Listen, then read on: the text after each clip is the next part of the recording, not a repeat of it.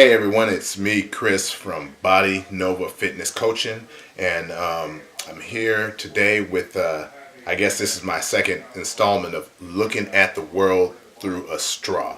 Okay, I think that's an expression I stole from Charles Poliquin, call it a Poliquinism, looking at the world through a straw, and what that means is when you look at the world through a straw, it's a very, you can only see what's inside the straw. You can't see the bigger picture. And I think that corresponds today with a lot of what's going on in social media, because what's happening is everybody's fighting to be that expert. Everybody's fighting to be on the top.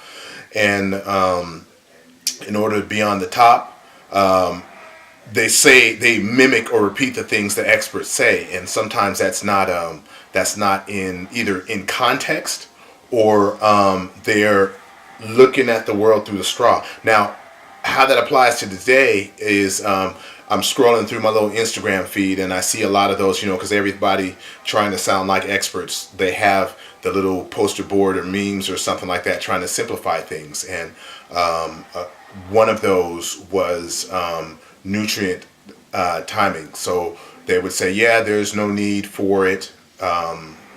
There's no need for timing the nutrients or planning out your meals or anything like that to enhance performance. Just your total protein intake or daily nutrient intake is more of what matters, which is true. That's conditionally true. The total daily protein intake is the most critical, but where it gets lost and where this straw thing comes in their assessment of it is that they're neglecting other research. Okay, so what they're ignoring is, okay, protein intake was the most critical factor with nutrient timing. Okay, before I go on, let me explain what nutrient timing is. It's just basically what you're trying to do is you're trying to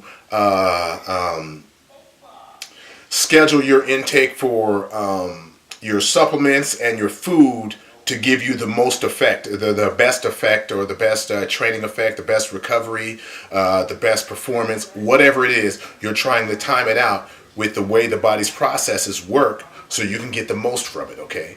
So the daily protein intake, of course, that was the most critical factor, all right? But some of the other factors, again, pre-workout nutrition, intra-workout, which is another word for during, or sometimes I'll say peri, that's during, and post-workout nutrition. It's been shown in cases to, help improve performance during workouts, help improve strength, help improve recovery from workouts, and those are far more important and far more larger deals than, in addition to just getting the protein intake or the carb intake or whatever, for the day, the timing of it. Because during exercise, your body becomes more, they call it sensitized, or becomes sensitive, or your body is able to use certain nutrients more.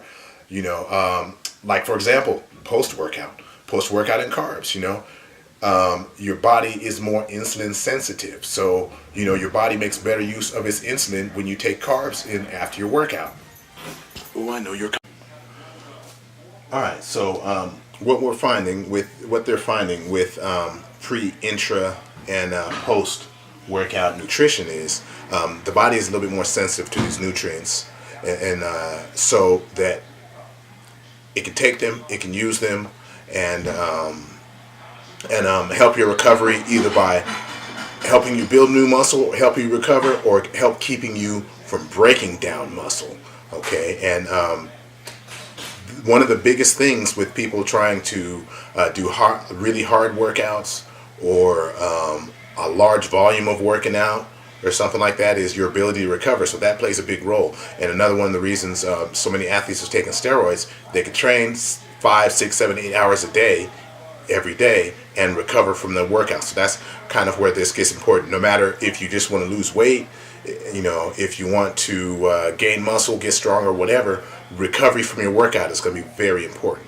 All right. So one of the ways they do that is by altering how your meals are. So, like, for example, and actually I'll leave an example up later. Some people will have their day, if they have carbs in their meals or something like that, they'll have earlier in the day or further away from the workout. It's earlier in the day for me. Further away from the workout, they'll have less carbs or lower carbs in their meals, and then they'll have more carbs and also more calories during their workouts. So, or not during, by their workouts. And I'll show you an example in just a bit. Yeah, this is an actual sample day of mine, or that's kind of similar to what I would do, or I do when I'm actually doing something. Anyway, so in this example, let's say my numbers are 208 grams of protein, 208 grams of carbs, and 93 grams of fat. I don't know if you can see that here.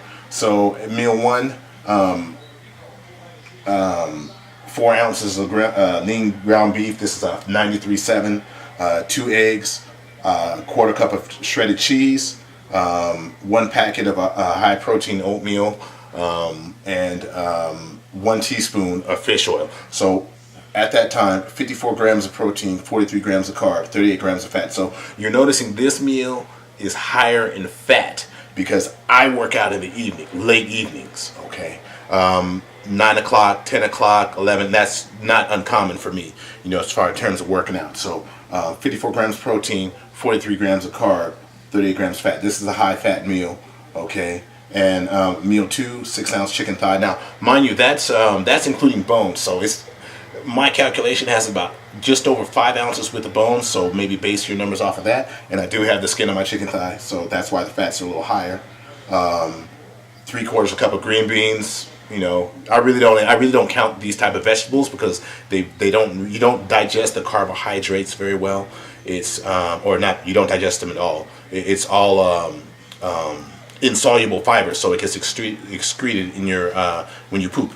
So anyway, half a cup of rice that's cooked, okay, and teaspoon of fish oil. And again, 41 grams of protein, 24 grams of carb, 27 grams of fat. So as we're getting, my carbs are lower, further away from meal time, but my fats are higher, okay? Because of my 93, I've got 38 and 27, so I'm over 60. I'm at 65 grams of fat of my 95 earlier in the day. So getting to meal 3, and this is the last meal more than likely I'll have before I work out, well, solid meal, before I work out. All right, and 6 ounce shrimp, or basically it's shrimp or fish tacos, okay, and smaller tortillas, regular tortillas, based on not the low carb ones. I think I did a post on that. It wasn't those. I did it with regular tortillas. But anyway, as a drink, I have a berry mixed drink where it's 2 cups of berries, quarter cup of Greek yogurt, 2 tablespoons of flaxseed meal, and I put it in the blender or bullet, and they blend it up. Sometimes I'll use chia seeds. But anyway, the numbers on this, the macros on this: 55 grams protein, 74 grams of carbs, 16 grams of fat. So now, as you're seeing, the fat is much lower, and the carbs are higher. 74 versus 24 versus 43. Of 208. You're almost 1/3, or you're more than 1/3 of my carb intake right before my workout. All right, so right before the workout, I'm at 149 grams of protein. 149 grams of protein, 142 grams of carb, 80 grams of fat. All right, so that's what that looks like, and I can show you what the post-workout. What the pre-intra and post-workout numbers are, but those are more pretty simple because that's mostly supplements now. And that kind of leads me to something else, because I remember someone that I know, he made a post about intra-workout nutrition, and this is kind of how that looking at the world through a straw thing really comes out. Because the thing that he didn't, I really don't think he understood what intra-workout means. 1, 2, and part of the reason the researchers usually will use supplements when they're doing pre, intra, and post-workout nutrition is, one of the most important things, again, is the timing, okay? So if you use solid food, which is nothing wrong with that, especially at post,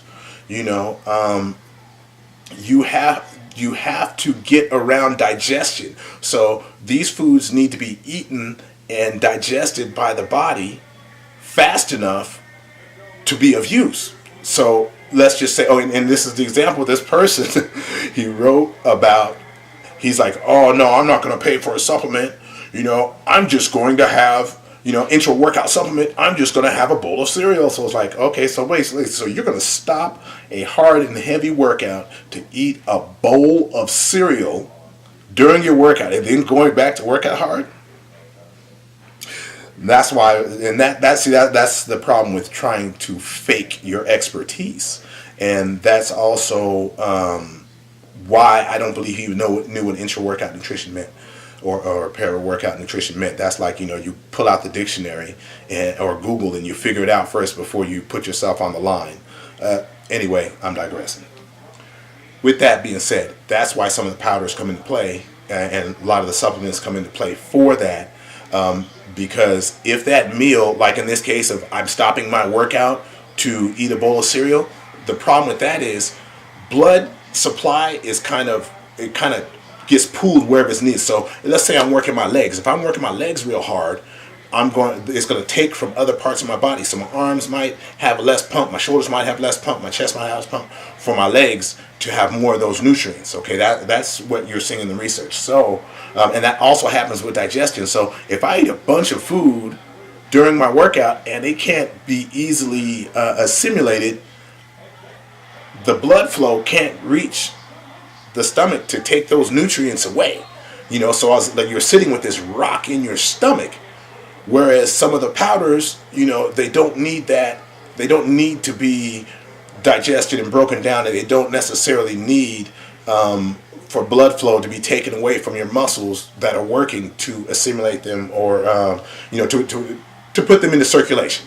Okay, so that's kind of the thing where you play is. But then when you're seeing the research, okay, the actual research on the post and what it is, it's conditional. So if you do a pre-workout and you have a heavy pre-workout meal within 2 hours of your exercise, then post-workout nutrition isn't as important. Or if you do something during your workout, post-workout, getting that post-workout nutrition within an hour of you finishing your workout isn't quite as important. That window gets longer. But if you haven't, and it's been a long time, like you're working out at 5 o'clock and your last meal was at lunch at noon or 1, then it becomes more important to get your nutrients into you within an hour of finishing your workout. So that's kind of, see, when you look at the bigger picture, that's how these factors kind of play into each other, or this information plays into each other. It's not just, hey, your total nutrient intake is what matters, or hey, X solid food is always better, or supplements is always better. It's like I think of it as old school basic programming. If X is 7, then Y is 9. Something like that. So if you have a meal close to your workout, then post-workout nutrition may not become as important, or pre-workout supplementation, during workout nutrition may not be as important.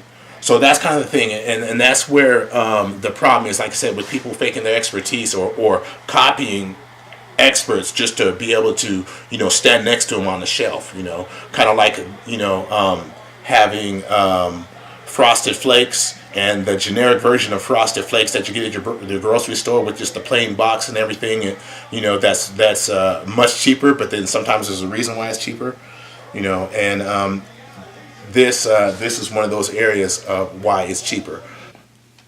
Okay, so this is with the nutrient timing, with the aminos and the drinks and all that stuff. Now we got to the workout. So pre-workout, I found a stimulant-free pre-workout. Now, again, most people don't really understand what pre-workout is about. They just think pre-workout is about getting a bunch of caffeine in you and and feeling like you have the energy to work out, and that's not what that is. If that's the case, you just have a Red Bull and just save all the trouble, right? Well, no, it's about sometimes certain amino acids together can have an effect, like tyrosine can amp up your nervous system. Acetyl L-carnitine can amp up your nervous system.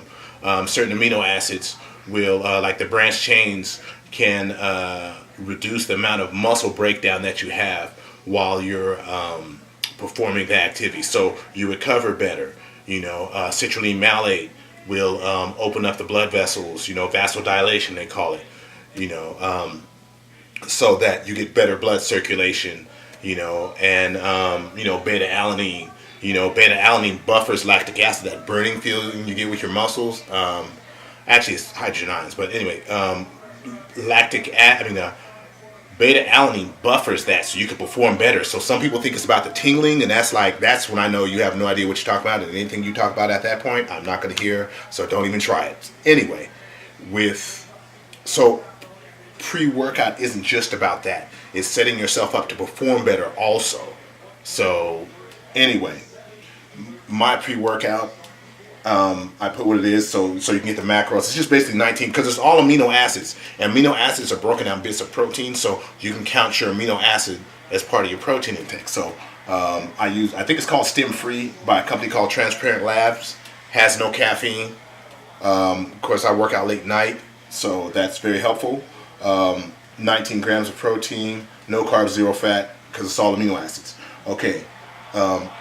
During workout, and now it depends. So like right now, I'm not really trying to change for summer yet. Actually, I better start now. But anyway, all during the winter, it was Peri MD. It had a special carb powder that made it so you didn't have to waste energy trying to assimilate it or get it into your bloodstream. So that was 14 grams of protein, again, all amino acids, 28 grams of carbs, zero fat. But next week, I'm switching, summertime, right? Get ready for summer. Just 20 grams of essential amino acids. And there's a bunch of formulas for that. I'm not even going into that or do the macros for it, because that's not what I'm doing yet. All right. So post-workout, finish my workout. So immediately, 1.5 scoops of I get a custom blend from True Nutrition that I have made. But it's basically 25 grams per scoop of protein. So I'm having a scoop and a half. That's 37 grams. 16 ounces of Gatorade with 4 ounces of coconut water. I respond pretty well to that, so I've been keeping the coconut water around, even though it tastes horrible without the Gatorade. Okay, so at that time, post-workout, 37 grams of protein, 35 grams of carbs, 1 gram of fat. Okay, and that's going to bring my daily totals, as you're going to see. That's going to bring my daily totals to 219 grams of protein, 206 grams of carbs, and 81 grams of fat. Now, if I really wanted to be closer to perfect, even though I'm kind of within 10% on everything except for fat, I would just take 2 teaspoons of fish oil, and that'll bring that up to about 91, and I would be really close. And on top of that, my ratio of regular fats to omega-3s gets better, so that's better for inflammation and health and things like that. So that's kind of where it's at, and that's how that timing all comes into play. Because again, you'll notice there's no fats in any of these meals there, in any of these workout amino mixtures. So with them having no fats, they're assimilated by the body faster. Okay, and so they can be put to use easier. If they have fats, it slows everything down. All right, so let me know if you have any thoughts on this little deal there, or if you have a question you want to answer, put it in the comments below. Thanks.